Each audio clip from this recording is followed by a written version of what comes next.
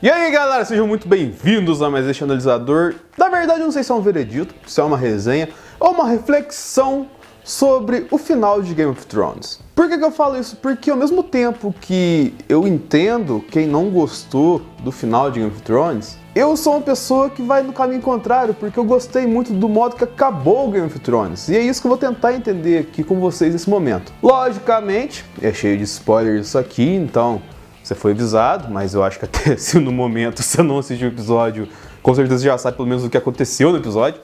Pois bem, por que eu tô nessa confusão efetivamente?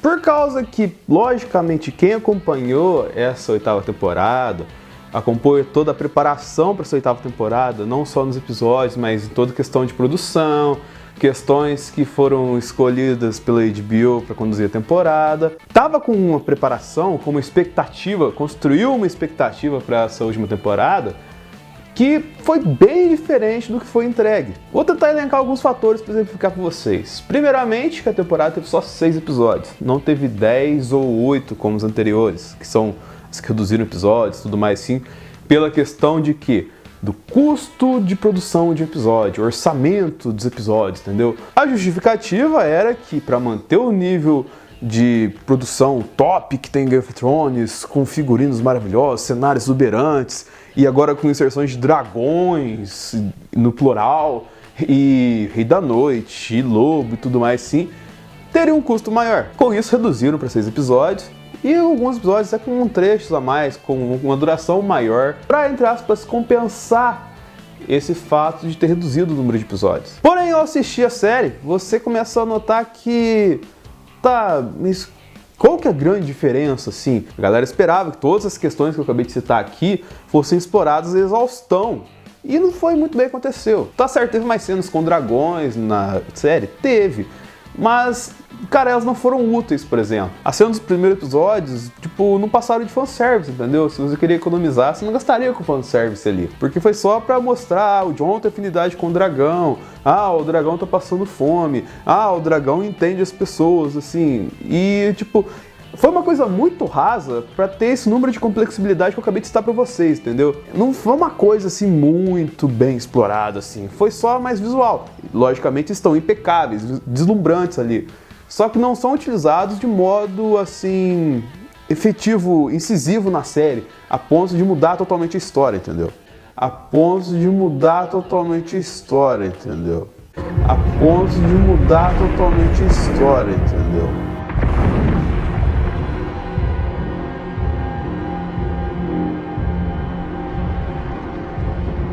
Agora sobre lobos e White Walkers, cara, não tem nem o que falar. Coitado do Ghost lá, cara, ele ficou totalmente jogado para escanteio a temporada inteira.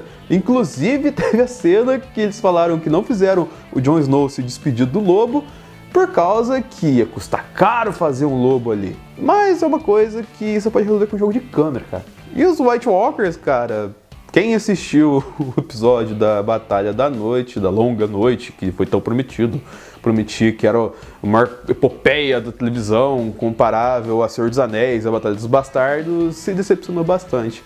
Porque tava escuro pra caramba, até fazia sentido segundo o roteiro, mas não justifica, porque não é porque é uma luta na noite que você não consegue ver nada do episódio. E ainda tem o agravante da HBO inventar algumas tramóias ali para evitar pirataria e passar o episódio numa qualidade aquém do que ele foi feito. E isso estragou a experiência de muita gente, tanto na televisão quanto pela HBO Go, que mal conseguiu assistir o episódio. Essa leva de fatores que eu acabei de citar, na minha ótica, inflamou muito a questão do ódio à série, entendeu? A questão das pessoas ficarem decepcionadas com o final. E até eu falei isso na conclusão da 7ª temporada, que assim, eu entendo eles reduzirem essa questão pelo fato de que na última temporada eles prometiam entregar tudo isso pra gente, todas essas questões maravilhosas, uma produção cheia de efeitos visuais e tudo mais assim, e no final não entregou tanta coisa assim a ponto de te riscar 3, 4 episódios numa temporada, entendeu? E outra questão também que pega, e aí já é uma coisa que, vamos colocar, fica no meio do caminho entre a galera que tá indo só pelo hate e a galera que efetivamente acompanhou a série e ficou insatisfeita, é a questão do roteiro. Tem uma grande diferença em história e roteiro. A história é como, vamos colocar assim, certa vez, um jovem guerreiro que era bastardo, foi adotado por uma família de nortenhos e foi evoluindo como pessoa, evoluindo como guerreiro, sendo uma referência para todas as pessoas, até virar o líder da Patrulha da Noite, que ressuscitou milagrosamente pelas mãos de uma feiticeira vermelha e chegou a ser digno de encontrar o Trono de Ferro como sendo seu. Pois na sua origem ele não era um bastardo, ele era o real dono do trono. Isso é uma construção epopeica de uma história. E o roteiro fraco, ele contaria essa história mais ou menos assim. O Jon Snow, ele era um bastardo que era filho de um Targaryen que tinha direito ao trono, mas foi jogado de escanteio, o Ned Stark encobriu tudo lá, jogou ele pra Patrulha da Noite, ele milagrosamente voltou por causa da Melisandre lá, e quando veio ele descobriu que ele era o Targaryen Aegon lá, que tinha direito no trono. Tipo, eu contei a mesma coisa 2 vezes aqui pra você. É a mesma história, só que uma eu caprichei na história, contei de uma forma que valorizou o personagem, e na outra eu só contei basicamente o que aconteceu sem dar uma profundidade nas coisas. No primeiro exemplo eu contei uma história legal, no segundo exemplo eu contei uma história legal com um roteiro ruim. Viu a diferença?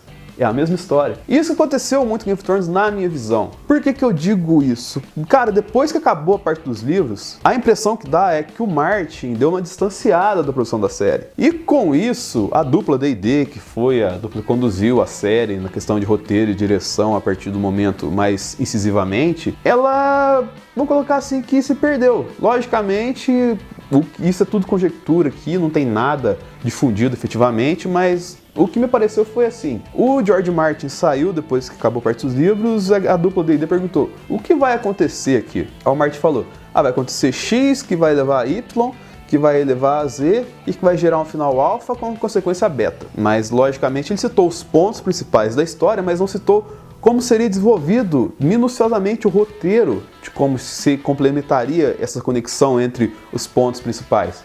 E eu acho que foi aí que a série se perdeu um pouco. Pois para conseguir fazer essa conexão, para finalizar essa 8ª temporada, a dupla D&D reduziu personagens que eram brilhantes e maravilhosos a completos burros e imbecis, cara. Os personagens faziam coisas que, cara, você não acreditava que eles estavam fazendo. Tipo, estratégias de guerra erradas por guerreiros que venceram batalhas incríveis, falta de compreensão e discernimento de certos personagens em relação a determinados fatos que acontecem com eles. É tipo, cara, não fazia o menor sentido. Por exemplo, o exemplo mais clássico que a gente tem pra citar aqui é o personagem do Tyrion. Ele era conhecido por ter uma mente brilhante, por saber articular muito bem assim. E nessa última temporada, tirando o último episódio, ele foi um burro completo, cara. Ele só fez coisa errada. Na última temporada de Game of Thrones, os personagens foram muito mais emocionais do que reflexivos, entendeu? Então isso acho que pegou muito. Porque talvez a dupla D&D quis fazer eles mais emocionais para demonstrar uma intensidade maior, uma emoção maior, uma coisa mais, vamos colocar, vibrante na tela. E só que esqueceram de ambientar essa vibração toda, entendeu? Não construíram um background para fazer isso. Agora, antes de falar da parte que me toca, entre aspas, das pessoas que gostaram da temporada, gostaram do encerramento e que eu entendo e em partes compartilho com elas essa opinião, eu gostaria de pedir para vocês curtirem, compartilharem, favoritarem, se inscreverem no analisador. Comenta aqui embaixo alguma sugestão, alguma canelada, se discorda do que eu disse e tudo mais. Fica à vontade, som de comentários é sua e eu quero comentários de vocês de verdade. Ouça o Sala da Discord.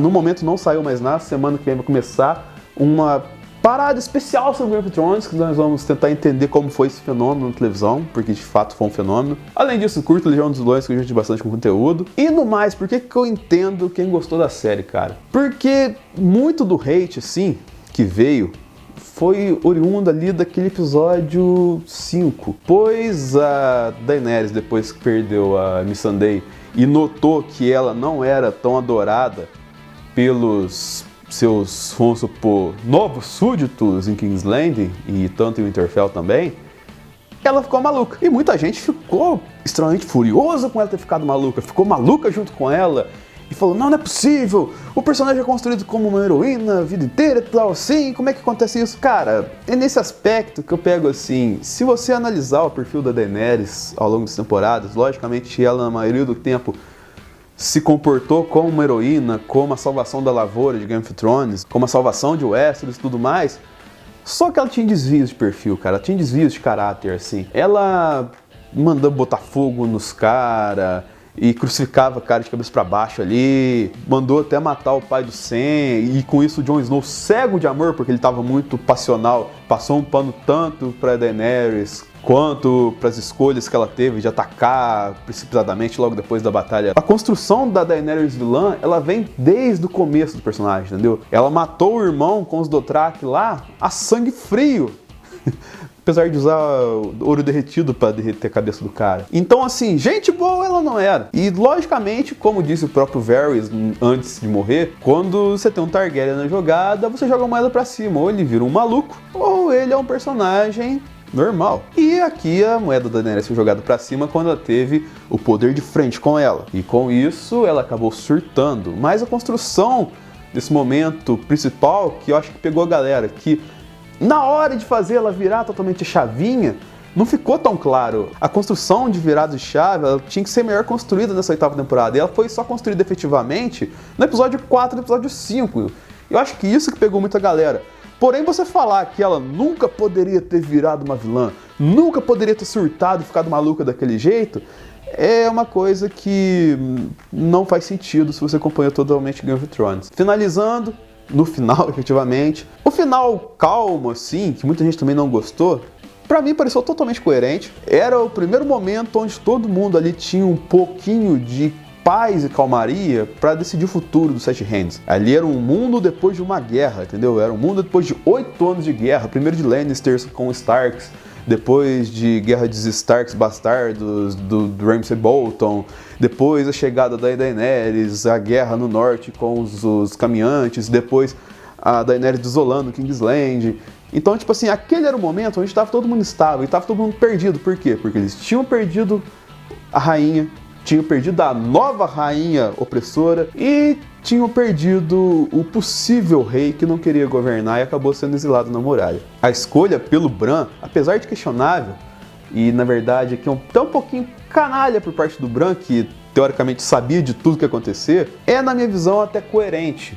Eu preferia que fosse a Sansa, mas a Sansa não preferia que fosse ela, assim como o Jon não preferia que fosse ele. A Sansa ficou lá com o Winterfell. E com isso o Bran, ele já sabia de tudo e assumiu o trono ali para ser o rei de Westeros e finalizar Game of Thrones explodindo cabeças de raiva e não de surpresa. Logicamente tem que ter outras coisas que eu não falei aqui. Eu nunca dediquei para falar de Game of Thrones aqui porque é muita coisa e eu não me acho com capacidade de falar com todos os detalhes, por isso que eu indico os podcasts que você tem aqui no sala da Discord, que vamos falar bastante disso. E no mais, cara, é isso aí. E até o próximo analisador e até o próximo fenômeno como Game of Thrones.